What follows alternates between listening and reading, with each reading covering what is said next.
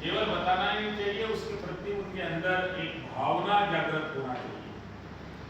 क्योंकि ये जो शिक्षा नीति है, प्रणाली है, केवल जॉब ओरिएंटेड शिक्षा हो रही है, तो उसके कारण देश का विकास होगा ऐसा बोल नहीं सकते, हम गारंटी नहीं ले सकते।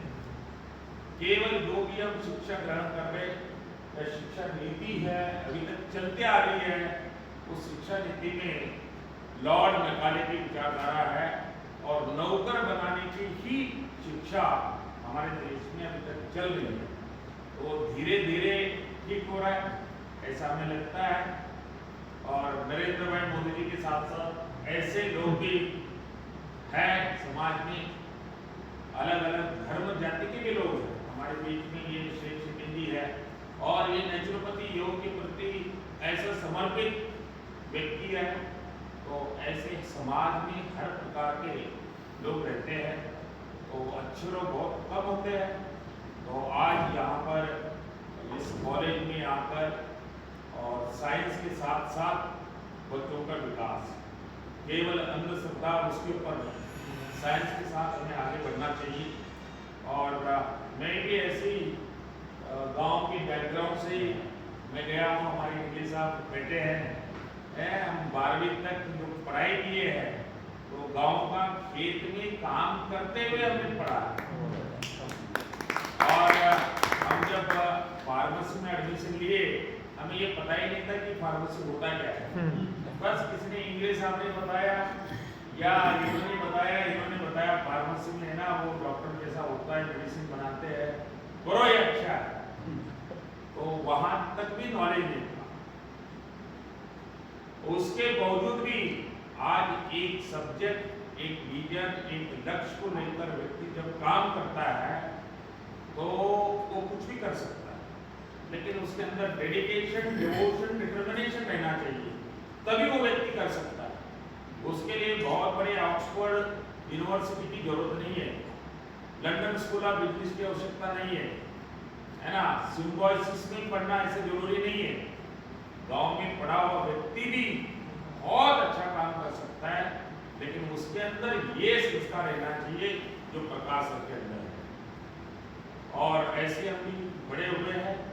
आज मैं फार्मेसी का विद्यार्थी, शिक्षा प्राप्त करने के बाद भी मैं आदरणीय जयप्रकाश अग्रवाल जी हमारे मेंटर हैं, जिनके कारण हमें लगा कि इस सब्जेक्ट को देखने वाला कोई है नहीं, और जिसमें मेडिसिन नहीं है, ड्रग नहीं है, साइड इफेक्ट नहीं है, और हर व्यक्ति इसको सीख सकता है, कर सकता है, और इसका ज्ञान जो है और इसका लाभ घर घर तक पहुंचना चाहिए।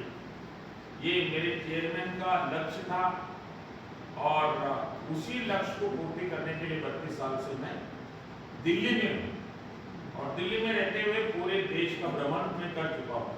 जैसे स्वामी विवेकानंद ने देश का भ्रमण करके देश को समझा था, ऐसा नेचुरोपैथी योग में क्या प्रॉब्लम है, क्या नहीं है, स्वॉट एनालिसिस बोलते हैं। कितने लोगों को पता है स्वॉट एनालिसिस, है ना? स्वॉट एनालिसिस मैंने जब किया तो इसके अंदर अपॉर्चुनिटी बहुत है, और थ्रेटनिंग क्या है, एलोपैथी वाले इसको आगे बढ़ने नहीं देंगे, ये थ्रेटनिंग है नेचुरोपैथी योग के लिए, क्योंकि उसमें मेडिसिन नहीं है। सब लोग योगा सिखाएंगे, नेचुरोपैथी सिखाएंगे, तो एलोपैथी वाले कहाँ जाएंगे? धंधा पानी बंद हो जाएगा। तो लेकिन ये समझ में आ गया, तो मैं ये 2014 के पहले भी आज तक जितना भी देवगौड़ा से लेकर आईटी गुजरात से लेकर एपीजे अब्दुल कलाम से लेकर अभी तक, तब से मैं 96 से दिल्ली हूँ, और मैं हिम्मत खूब करता हूँ, जो सही है सही बात को हमें बोलना चाहिए, चाहे व्यक्ति बड़ा रहे छोटा रहे। कल मैं एक जगह पर गया था, एक आध्यात्मिक कार्यक्रम में गया था, सभी कार्यक्रम खत्म होने के बाद एक छोटी सी बच्ची आई 6 साल की, तो बोलती सर आपका भाषण बहुत अच्छा है। समझ रहे हो, वो कॉन्फिडेंस मेरे अंदर था। तो क्यों आया? क्योंकि इनके जैसे लोगों के साथ रहने के कारण वो कॉन्फिडेंस है। वो तो मेरी किताब में नहीं था, ना मेरे माता पिता जी ने पढ़ाया ऐसा करना है।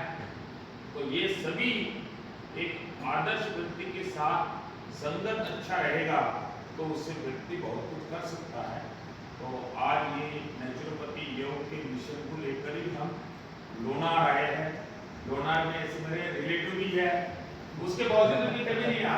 मतलब शादी, उस शादी में मुझे कंपल्सरी आना था, मैंडेटरी था, उसके बावजूद मैं आ नहीं पाया। तो लेकिन योग ने आज यहाँ मुझे लेके आया और यहाँ पर वर्ल्ड रिकॉर्ड हम कर रहे 7 अप्रैल को, है ना। भारत सरकार की तरफ से योगा डे जब शुरू होता है, कितने तारीख को होता है? 21 जून। 21 जून के पहले 100 days before countdown program start होता है 13 मार्च को। 13 मार्च से 20 जून तक कंटिन्यू योगा के ऐसे बड़े बड़े प्रोग्राम होते हैं। केवल इधर ही नहीं हो रहा है, बड़े बड़े प्रोग्राम देश भर में होते हैं। तो हम सरकार को मदद करते हैं निस्वार्थ भाव से, ये प्रोग्राम ऐसा होना चाहिए, क्या नहीं होना चाहिए। प्रताप राव जाधव जी को भी समझ में आ गया, भैया ये तो पांडिचेरी में भी आनंद बिरादर आता है, भुवनेश्वर में भी आता है, नासिक में भी आता है। यानी सरकार से हम कोई अपेक्षा नहीं करते, बिना अपेक्षा किए ये योग सिस्टम बढ़ना चाहिए। हर जगह पर 1000 2000 लोग, जहाँ पर भी मैं जाता हूँ हमारे साथ 1000 2000 लोग आते हैं। तो यही सरकार या सरकारी तंत्र को लगता है। तो आप अच्छे काम करेंगे तो आपको जरूर हर व्यक्ति करता है। तो उसी के कारण मैं यहाँ पर भी आया हूँ। किसी प्रकार का आपसे या आपके मंत्री से अपेक्षा 1 पैसे का हमने नहीं किए, अपने जेब से पैसे खर्च करके यहाँ तक आए। उद्देश्य यही है कि भाई योग और नेचुरोपैथी ये पद्धति at par with other medical science बढ़ना चाहिए।